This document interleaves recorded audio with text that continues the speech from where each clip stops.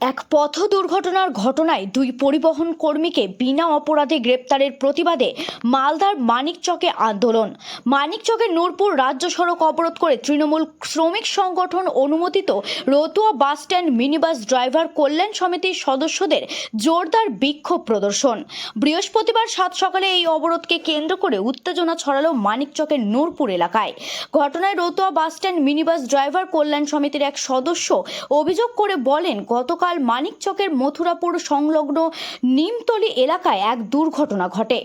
তাদের সংগঠনভুক্ত এক বেসরকারি বাসকে ওভারটেক করতে গিয়ে টোটোর সঙ্গে বাইকের সংঘর্ষ হয়। এই ঘটনায় মানিকচক থানার পুলিশ বেসরকারি বাস চালক ও খালাসিকে বিনা অপরাধে গ্রেপ্তার করে লকআপে রাখে। তাদের ছাড়ার কথা বলতে গেলে police Ratua bus stand minibus driver কল্যাণ সমিতির সদস্যদের সঙ্গে দুর্ব্যবহার করেন। আগামী দিনে বাস চালকদের পেটানোর হুমকি দেন। এরই প্রতিবাদে আজ তারা নূরপুর মানিকচক রতুয়াগামী রাজ্য সড়ক অবরোধ করে বিক্ষোভ দেখাচ্ছেন। ধৃতদের নিঃশর্ত মুক্তি না দেওয়া পর্যন্ত তাদের আন্দোলন চলতেই থাকবে। এরপরে ঘটনাস্থলে পৌঁছায় মানিকচক থানার পুলিশ। দীর্ঘ 1 ঘন্টা অবরোধের পর পুলিশি তৎপরতায় অবরোধ তুলে নেন অবরোধকারীরা।